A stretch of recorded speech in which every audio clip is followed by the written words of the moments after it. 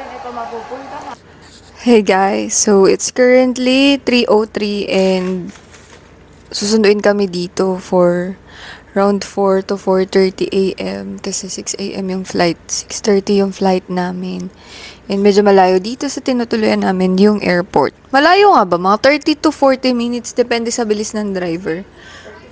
O, mga ganon. Tapos, kinakain lang namin yung binili naming, anong tawag dito? Pan chocolate? Or chocolate? Chocolatin na bread.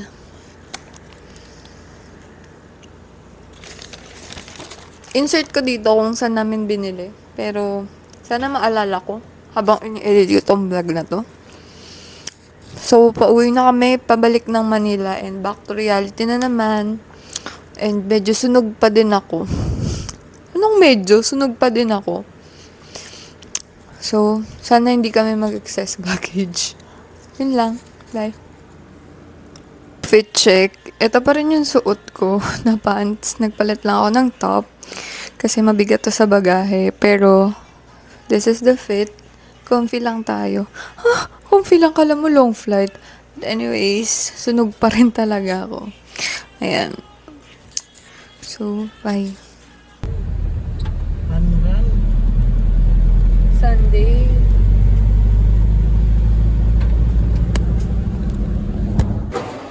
This one take lang ba?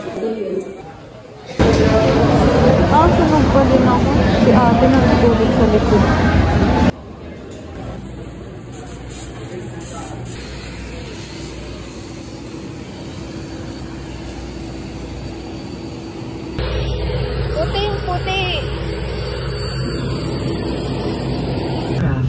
Pull inflation tags to inflate vest. Manual inflation is done by means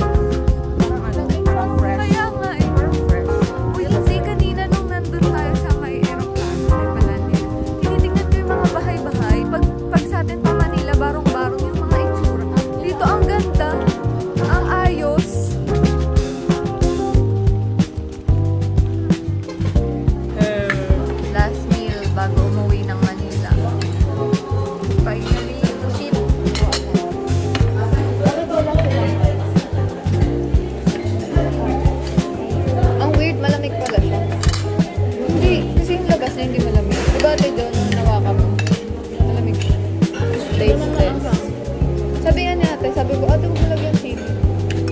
Parang bell pepper lang. Pang garnish. Lasa siyang paksiw. Adobo yan. Maasin lang. Magkakami lang mo.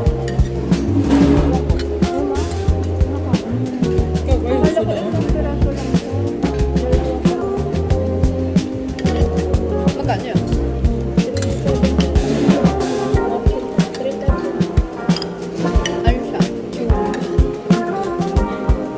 Sobrang tigas, sobrang parang ako nakain na bubble ba?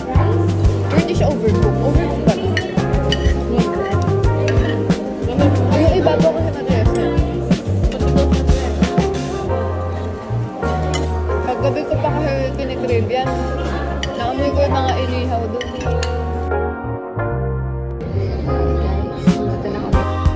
Davao International Airport, and ang laki pala ng airport dito. Pero medyo nakakagulo lang, nakakalito lang kung saan yung boarding gate namin. Kasi hinanap namin yung boarding gate 0, pero walang boarding gate 0 dito. Parang nag-start siya sa 2, 3, 4, 5, 6, 7, 8. Hanggang 8 lang. Pero, carry lang, baka magbago.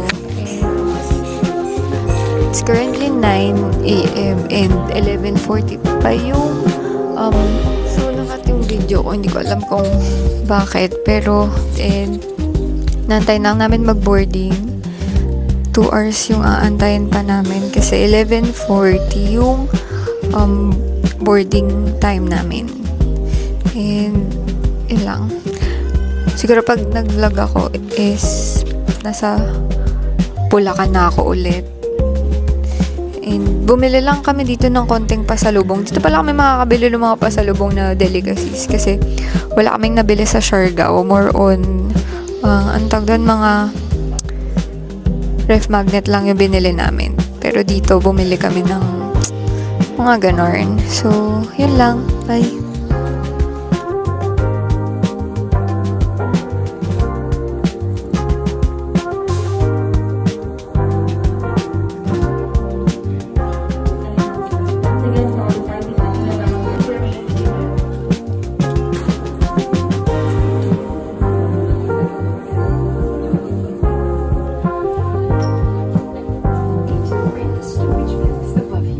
Welcome aboard this flight 5J964 bound for Manila. We're just waiting for a few more guests to join us for this flight and also to finish our cargo loading. Our flying time is approximately 1 hour and 30 minutes and we'll be cruising at an altitude of 38,000 feet. Weather in route is forecasted to be fair, but for your safety, please remain fastened your seatbelt while seated. And Manila weather update shall be reported prior to our descent.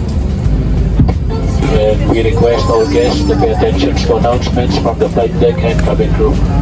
Your usual patience, full cooperations, and compliance are highly appreciated.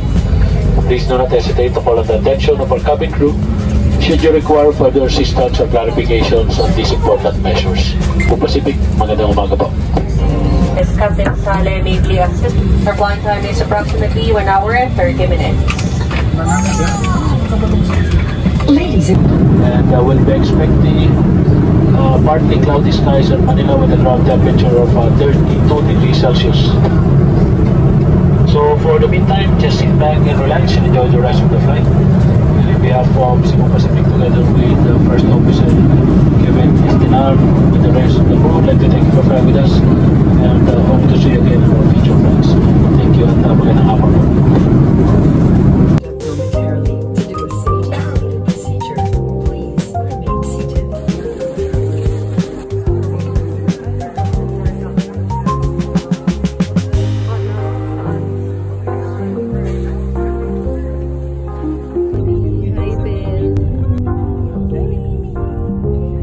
Pagod na akong mag-PO. Ito lang yung mga pinamili ko dun sa Davao Airport. Ayan, mga durian pastillas ba to? Durian chard. Ayan, puro ganun lang. Tapos itong candy. Tapos bumili ako ng danggit kay tatay. Tapos konting ref magnet yata. Pero dalawa lang yun. Tapos ayan lang yung binili ko. So, ayun.